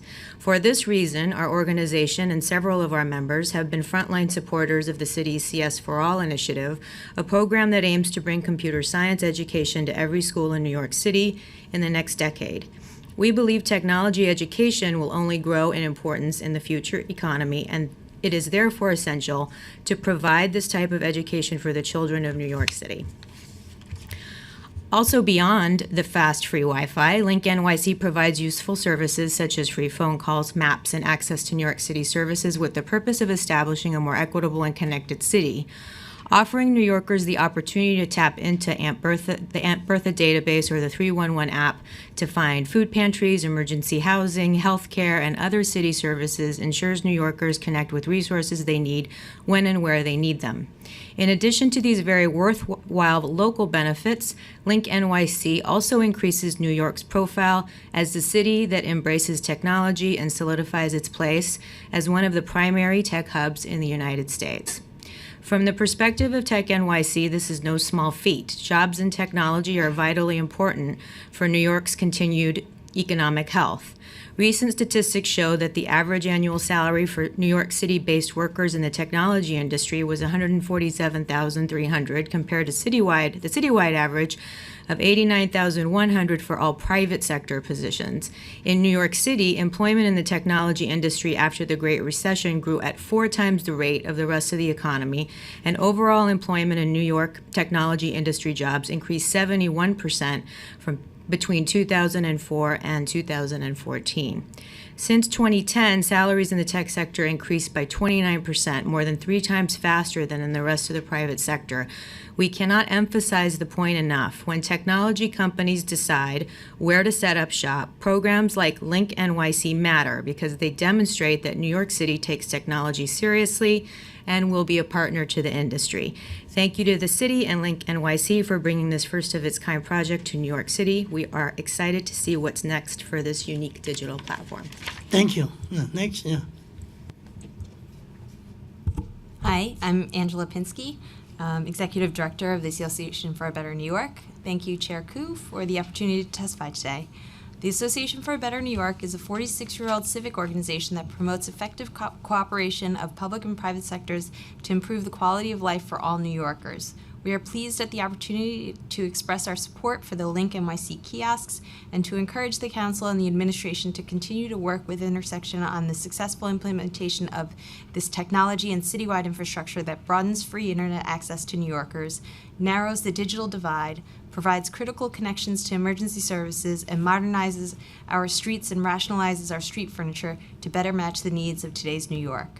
Since 2016, we have seen the replacement of underutilized and undermaintained payphones with the LinkNYC kiosks, which have shown a dramatic increase in usability and value. The dynamic display has allowed for increased advertising, public service announcements, informative displays, and items of interest, which contribute to a more interesting New York streetscape. Initiatives such as showing the content from the Winter Olympics was creative and innovative and were not possible prior to the installations.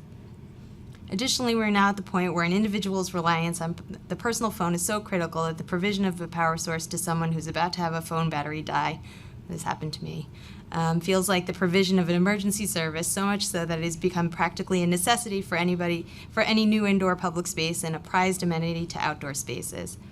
The free high-speed public Wi-Fi, as well as the useful services on the accessible tablet, including free phone calls, maps, and access to city services, makes New York a more inviting city to residents, employees, and visitors. From the early days of implementation, Intersection has been responsive to concerns and reports raised by businesses, and we are pleased at the partnership the installation of LinkNYC kiosks have created with employers. Thank you again for the opportunity to support this beneficial infrastructure, and we'd be happy to answer any questions. Thank you. Well, And to the Sergeant at Arms, I have my testimony up here to distribute. So Beta NYC has been fully supporting Mayor Bloomberg's and Mayor de Blasio's reinvention of the municipal payphone. And we're excited to see how the LinkNYC has transformed the urban landscape and helped bridge the digital divide. And 5 years into this deployment, we have a few observations and concerns. The observations are, obviously, this is bridging the digital divide and providing public internet access. Advertising has helped fuel or fund public housing connectivity, which is a great thing. Links have become dynamic billboards of community information. Wanted to echo the fact that advertising for community board meetings has been great to see. It's also been wonderful to see advertising for participatory budgeting and that constituents could vote through the kiosks. It was awesome to see that bus time has now been added on top of subway service. And it's been interesting over the winter to see alternate side parking disclosures as well as school closures go up on the LinkNYC. So fundamentally, as devices that provide public information, they're wonderful to see in the streetscape as urban furniture. A little side story about how LinkNYC has helped change and force community boards to adopt 21st century tools.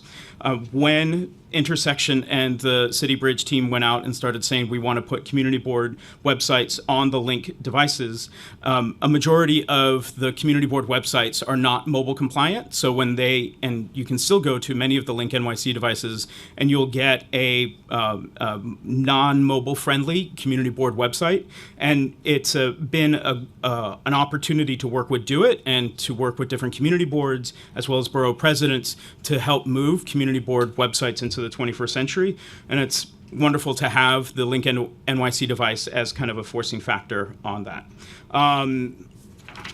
And one of the things that we have heard from our community is that links are helping run fiber across the city into areas that currently don't have fiber. Some of our concerns that we have are, one is the lack of clarity on how links watch the streets. And so thank you for taking in a number of our questions and asking them to DoITT and to Link, and having this opportunity to hear how those links are watching our streets has been wonderful. The lack of transparency or public participation around the updating of the privacy policy. It was interesting to hear DoITT has sole control over the privacy policy. What would be great is if we can have some type of public review of that process and public engagement through that updating of future privacy policies. And then also, it's interesting to see Intersection talk about the resources that are available for local businesses, but it's not on their website. And so having clear links for how to access those types of resources would be great. It's right now, it does take you to a web form, and that's very ambiguous. Some of the opportunities that we've identified are the fact that links are a critical piece of infrastructure around different civic institutions. We would love to see links surrounding NYCHA developments. We would love to see links outside of every library, school, community board district office, council district office, and senior center. Essentially any place that has the potential to host a public meeting, we would love to have a LinkNYC device there, so that way there is an opportunity to figure out how to bridge that internet connectivity to that public meeting. I want to go back to this point about that links are bringing more than Wi-Fi. They provide the foundation for us to do our digital civics classes. And then on top of that, they're literally stringing fiber across the city, which then enables for local businesses to tap into those fiber connections, which we've heard from our community is a critical component in making sure that businesses are brought into the 21st century. And we would hope that the council, as you host future oversight hearings, really digs into, no pun intended, the conversation around how fiber is being pulled, because that is a fundamental component for the next 21st century New York City. And thank you. Thank you very much. I agree with all of you.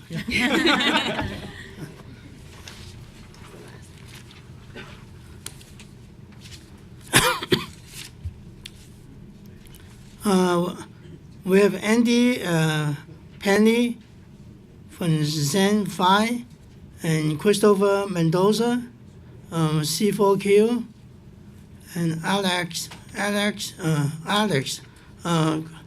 Glaze Bloke from Oaks, and the last one is Great Maze from A Better Jamaica.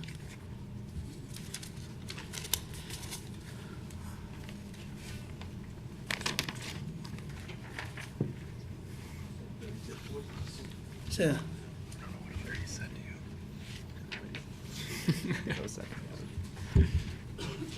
You want me to start? All right. Thank you. so, Yeah, Okay. push the button. Hi. Yeah. Thank you for having us. Thank you for holding this hearing about LinkNYC. My name is Alex Glazebrook. I'm the Director of Training and Technology for Older Adults Technology Services and Senior Planet. And I first wanted to thank the council, and especially Chairman Koo, for their support of Oates' work and everything the city is doing to bridge the digital divide for older adults. And I'm here today on, not only on behalf of my organization, but also on behalf of all of the older adults that we serve in New York City. And we're here to express our continued support for LinkNYC because we think it's a vital resource for the city. We've been involved in this important work from the beginning. The team that designed the kiosk was conscientious about accessible design and actually turned to us for support. We believe that these kiosks play a key role in bridging the digital divide by providing convenient free access to all New Yorkers. We know from the report that was just published by the Mayor's Office of the Chief Technology Officer that New York City, a third of homes in New York City lack home broadband access, and there was also a big piece in the report about equity of broadband, and New Yorkers of different ages are disconnected. So New Yorkers 65 and over are 1.5 times more likely than other age groups to lack home broadband subscriptions. So the LinkNYCs play a very critical role for people who either can't afford broadband or just don't have it in their homes for whatever reason. And New Yorkers over 65 are also 3 times as likely to lack any home internet subscription at all, broadband or what have you. So in light of these facts, the LinkNYC system serves as a critical resource for older New Yorkers who may lack access at home or elsewhere. And LinkNYC Secure Connection is safe enough for older adults to use for these purposes, and we really think it's a amazing resource for the city. Just as a little side note, we've been experimenting with robots. They're called telepresence robots. So think of it basically as Skype on wheels. And they're robots that you can take control of remotely and actually wheel around. So we've taken them to museums and stuff. But LinkNYC is actually creating access points where we can have people who are in their homes take control of our robots and go down the city streets and interact with people with the robots, because of the Wi-Fi that's being provided by the LinkNYC hotspots. I know that's kind of a strange application, but it's a cool application, and I think the boundaries are kind of limitless for the technology.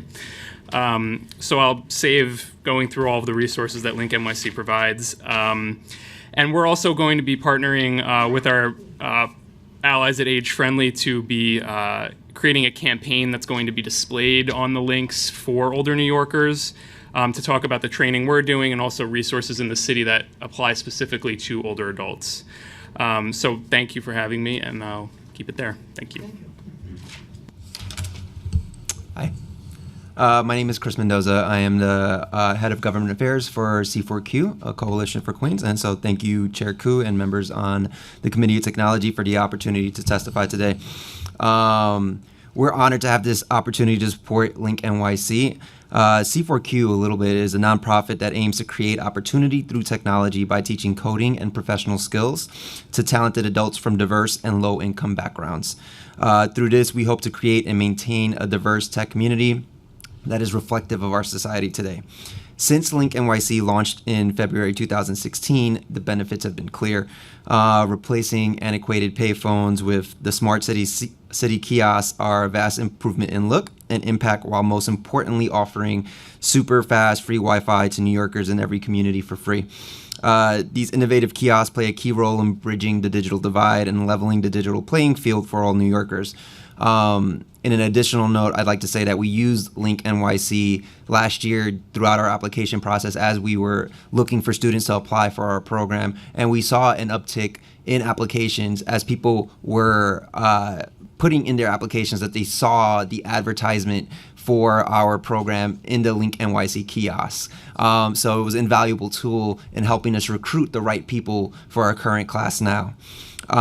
Beyond their super fast free Wi-Fi, LinkNYC also provides useful services on the accessible tablet, such as free phone calls, maps, access to New York City services, all with the purpose of establishing a more equitable and connected city. This LinkNYC offers New Yorkers the opportunity to tap into Aunt Bertha's database or 311, for example, to find food pantries, emergency housing, and other city services to make sure that New Yorkers are getting the resources they need when they need them.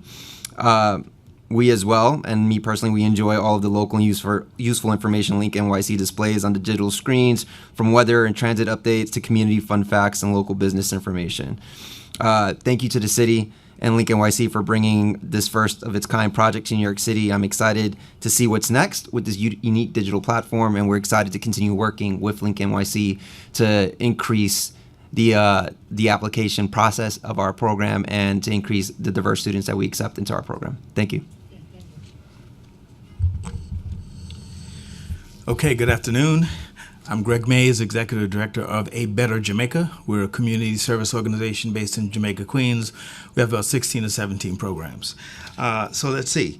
Since launching in February 2016, the LinkNYC kiosks have replaced the eyesores that once blighted our streets with smart kiosks that not only display relevant advertising and information, but provide those without smartphones the opportunities to browse the web, make phone calls, and for people like me who come out with a dead phone, the opportunity to charge their phones as well.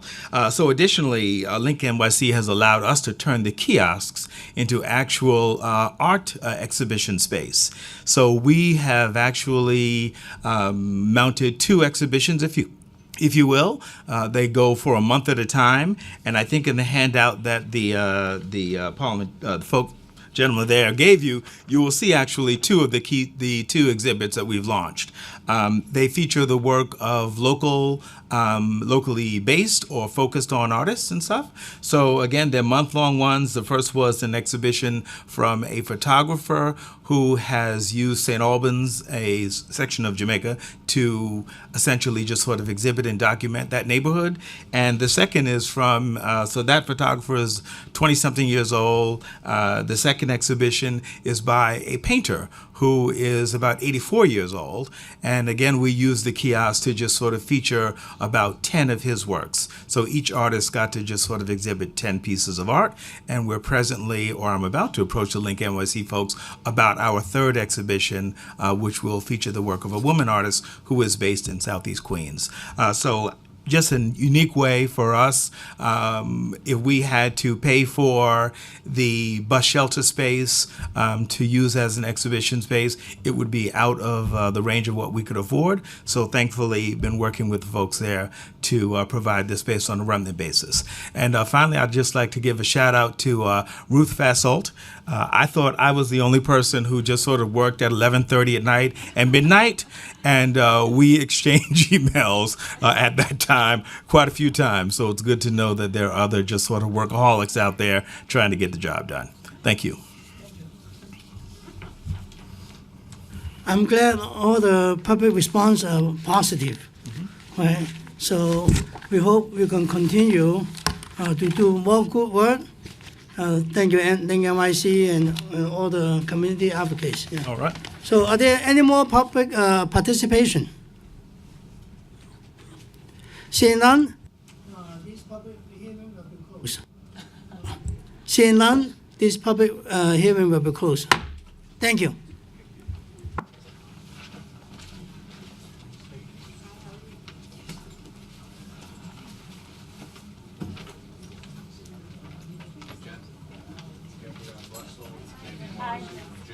Nice to meet you. We're all among the nicest people on earth.